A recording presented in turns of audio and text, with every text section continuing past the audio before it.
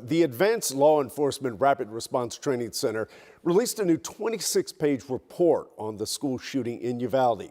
It describes several missed opportunities to stop the gunman before he killed 19 children and 2 teachers. The report describes a Uvalde police officer who took aim at the shooter outside the school, but asked permission to fire and missed his chance to possibly stop him. State Senator Roland Gutierrez represents Uvalde, and we spoke with him in the wake of this report being released.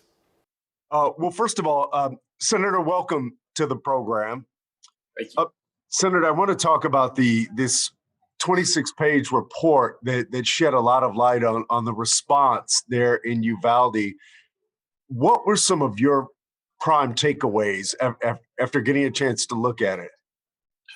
The report had very little new information. We've known all of this. If anything, the report was wrong. It indicates it's commissioned by DPS to this nonprofit alert. It mentions DPS troopers 5 times in the entire 27 pages. It doesn't mention the federal government who actually went in and killed this person. It doesn't mention them at all, or very little. Says that there was 1 DPS trooper in the hallway. McCraw testified in his Senate testimony that there was actually 12. That's what they had to admit to a newspaper in San Antonio. That report is just much more of the same. Again, adding insult to injury to a community that is begging for the truth. And I think that you and I know the truth. I think that what we had here was human error, system failure, just a calamity of circumstances that kept officers from going in. We had communications that didn't work in that room. All of those speak to some larger, manifest, systemic errors within the state of Texas. So you think this report lays far too much of the blame at the local police officers and not enough at the state or federal level? What happened on May 24th was a systemic failure on every different law enforcement agency that was there. There was 8 law enforcement agencies in the hallway. None of them were listening to Pete Arredondo because there was no radio communications at all.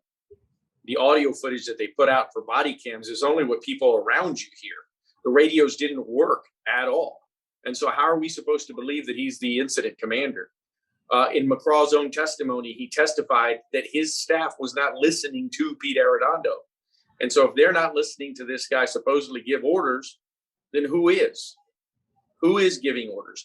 There is one thing in this report that is mentioned towards the back end. It says that there was no incident command. That's the biggest thing, right? Nobody had command and control, not DPS, the largest law enforcement entity on this scene with 91 officers was the Department of Public Safety. Greg Abbott has spent $10 billion over the last 7 years on the border for this supposed Operation Lone Star. Operation Lone Star failed these kids. His officers, 12 of them were in that hallway. Not one of them went into that room. Why do you and Mayor McLaughlin want the Uvalde district attorney to be taken away from overseeing this victims compensation fund?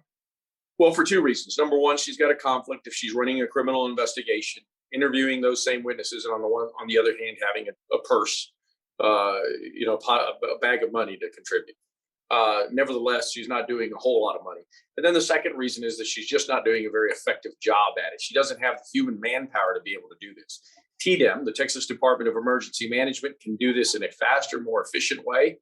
And that's our hope, that we can get a case manager per each family. What are some of the specific problems that you're hearing from families in Uvalde in terms of this fund? Now, as I stated earlier, what's happening right now is that families are getting 2 weeks of lost wages. That's simply not enough. Families are staying at home with their children that don't want them to go back to work. Families that lost children are simply shattered and devastated. The amount that you can claim is upwards to $50,000. We should try to amplify and get to something that is more substantive rather than poor-boying families and giving them a few $100s. Senator, thank you very much for your time. Thank you.